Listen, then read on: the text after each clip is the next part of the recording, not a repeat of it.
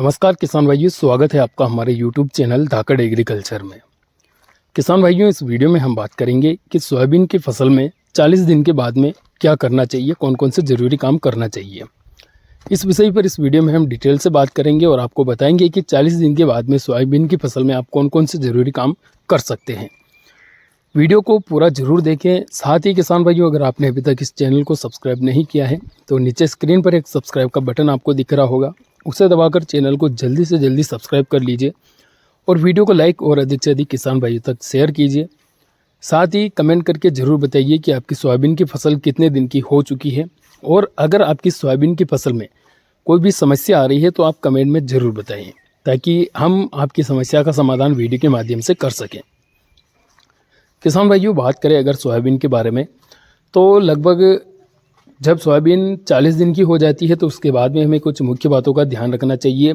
हालांकि सोयाबीन में हमें समय समय पर कीटनाशक, फंगिसाइड, इसके अलावा एनपीके फर्टिलाइज़र का उपयोग करते रहना है। तो जब फसल 40 दिन की हो जाती है तो उसके बाद में कौन से कीटनाशक, कौन से एनपीके खाद, कौन से फंगिसाइड डालना है, इसके बारे में बात करें तो अगर आपकी सोयाबीन की फसल 40 दिन की हो गई है तो उसके अंदर स्वाभाविक है कि फूल आना शुरू हो गए होंगे, यानी कि कहीं कहीं पर फूल आ रहे होंगे। तो 40 दिन की फसल होने पर उसके अंदर कहीं कहीं पर फ्लोरिंग होना शुरू हो जाती है।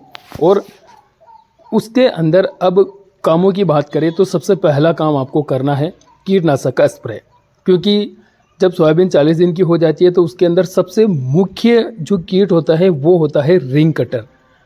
40 दिन बाद सोयाबीन फसल में रिंग कटर का अटैक सबसे ज़्यादा देखने को मिलता है। और अगर आपकी फसल में रिंग कटर का अटैक हो रहा है तो आपको उसके लिए बढ़िया कीटनाशक दवा का स्प्रे करने की आवश्यकता है, क्योंकि अगर आप इसका स्प्रे नहीं करते हैं तो यह रिंग कटर वाली जो इल्ली होती है आपकी सोयाबीन में बहुत सारे पौधों को नुकसान पहुंचाएगी और पूरे पौधे सूख जाएंगे। तो रिंग कटर के लिए आपको सिजेंटा कंपनी की एम्प्लीगो दवा का स्प्रे करना है, जिसके अंदर लेमडासाइलोथ्रेन और थाइमेथाक्सम 2 टेक्निकल पाए जाते हैं। यह आपकी फसल में लगने वाली रिंग कटर की इल्ली को पूरी तरीके से खत्म कर देगी।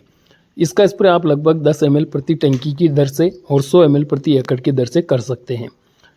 साथ ही फूलों के लिए आप एनपीके 05234 का स्प्रे कीजिए। इसके अंदर 52% फास्फोरस, 34% पोटास पाया जाता है। तो आप इसका स्प्रे 100 ग्राम प्रति एकड़ की दर से ज़रूर कीजिए। इसके अलावा अब अगर आपकी फसल में फंगस लग रही है या फिर पौधे पीले पीले पड़ रहे हैं और पौधे में अगर आपको फफूंद जैसे दिखाई दे रही है तो आपको फंगीसाइड का स्प्रे भी करना पड़ेगा। इसमें आप कार्बेंडाजिम मैनकोजेब पाउडर ले सकते हैं या फिर आप हेक्साकोनाजोल का स्प्रे भी कर सकते हैं। दोनों में से किसी एक फंगीसाइड का स्प्रे आप अपनी सोयाबीन की फसल में कर सकते हैं अगर आपकी फसल में फंगस लग रही है तो। अगर फंगस नहीं है तो फंगीसाइड का खर्चा करने की आवश्यकता नहीं है। इसके अलावा किसान भाइयों, आपको अगर आप खरपतवार नाशक दवा का स्प्रे करने की सोच रहे हैं तो आप ना करें और यूरिया खाद का उपयोग भी ना करें। ये चीज़ें आपको ध्यान में होना चाहिए कि फूल आते समय खरपतवार नाशक दवा या फिर यूरिया खाद या फिर किसी भी प्रकार का ग्रोथ प्रमोटर खाद फसल में नहीं डालना है। सबसे मुख्य तो आपको 40 दिन के बाद में 2 ही काम करने हैं। पहला तो रिंग कटर इल्ली के लिए आपको स्प्रे करना है बढ़िया कीटनाशक दवा का। साथ ही एनपीके 05234 का स्प्रे भी आपको 40 दिन के बाद में कर देना चाहिए। ये दोनों ही ऐसे मुख्य काम हैं जो आपको मुख्य रूप से करना है। बाकी यूरिया खाद या फिर खरपतवार नाशक दवा का स्प्रे आप 40 दिन बाद में ना करें। इस वीडियो में बस इतनी ही जानकारी थी। वीडियो अच्छा लगा तो वीडियो को लाइक करें और हमें फॉलो करना ना भूलें। धन्यवाद। जय जवान जय किसान।